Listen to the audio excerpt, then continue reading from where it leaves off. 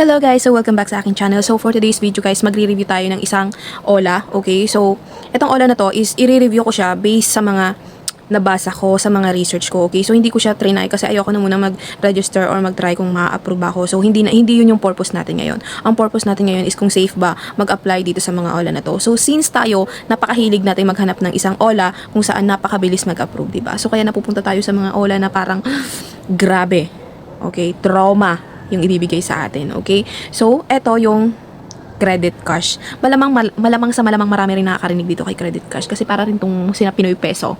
Ganito rin yung mga galawan nila. Okay? So, etong video na to guys is ano lang to, educational purposes lamang. So, parang awareness nyo na lang din before nyo i-go. Yung plan nyo i-go itong app na to. So, better talaga guys, bago kayo mag-go sa isang OLA, is mas maganda po talaga is nagre-research po tayo, okay? So, hindi pwede yung loan lang tayo ng loan na, ay mabilis maka-approve to, go na lang tayo, tapos grabe namang trauma yung bibigay sa inyo. So, eto si Credit Cash. Okay, so si Credit Cash guys, is siyempre, isa to sa mga OLA na napakabilis ngang mag-approve. Okay, so pero bago tayo umutang, kailangan alamin natin yung mga terms nila. Okay? So, kung paano makukuha yung pera, kung buo man natin siya makukuha, or kung paano ba sila maningil sa mga customer nila. Okay? So, guys, etong si Credit Cash is napakarami ng reklamo sa kanya. Okay? Napakarami ng reklamo tungkol sa lending app na to dahil dun sa mataas nga yung kaltas niya, maikli lang yung repayment period niya, which is ayun 7 days, tsaka yung way nila ng paniningil. So, yun naman kasi yung usually na reklamo sa ibang lending kasi nga hindi lumalabas, 'di ba? Hindi naman sinasabi doon. So parang fake yung ano nila, fake yung ano bang tawag diyan? Yung pag nag-aalok ano bang tawag doon? Advertisement. Puki ng ina, basta ganun.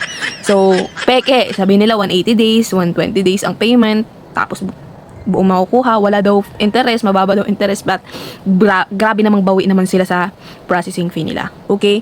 So, halimbawa guys, nag-loan ka ng 2K. Ang marireceive nyo lang po dito ay 1,200. Yes, 1,200 lang. Tapos, babayaran nyo na siya agad in 1 week, in 7 days. Tapos, ang nakakaloka sa app na to is wala pang 7 days, wala pang due date, is grabe na sila mangharas. Mangharas. Okay? Grabe din talaga to. Pero alam nyo ba guys, na itong si Credit Cash is napakatagal na tong na-raid. Na-raid na to noon ng PNP tsaka SEC dahil nga dun sa ginagawa nilang harassment pagdating sa paniningil. Okay, ginagawa kasi nila talaga, pinopost po nila talaga ang mukha. Legit na nang popost siya ng mukha. Okay, so grabe talaga tong app na to guys, grabe talaga. So bago nyo talaga siya i-go, maganda talaga mag-research talaga muna kayo. Okay. Na-reach siya guys is nung January 2025 pa. Pero until now, andyan pa rin siya, buhay pa rin siya, nandito pa rin siya sa Play Store. Tuloy pa rin siya. Okay? So, sa mga nagpaplano kay Credit Cash dyan, wag nyo na ituloy. Yun lang. Wag nyo na siya ituloy. So, ayun lang yung masasabi ko. X nyo na si Credit Cash, wag nyo nang i-push tong app na to. Kung ayaw nyong magkaroon kayo ng trauma.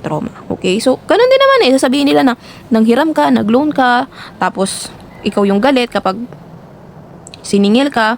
But, eto na nga, sinasabihan ko na kayo na wag nyo nang i-go para maiwasan nyo na rin yung stress na ginagawa ng OLA na to. Meron pa ako dito nabasa guys actually.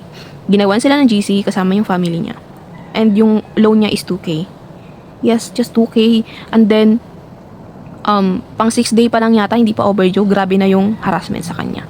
So, grabe tong app na to. Iwasan nyo ng app na to.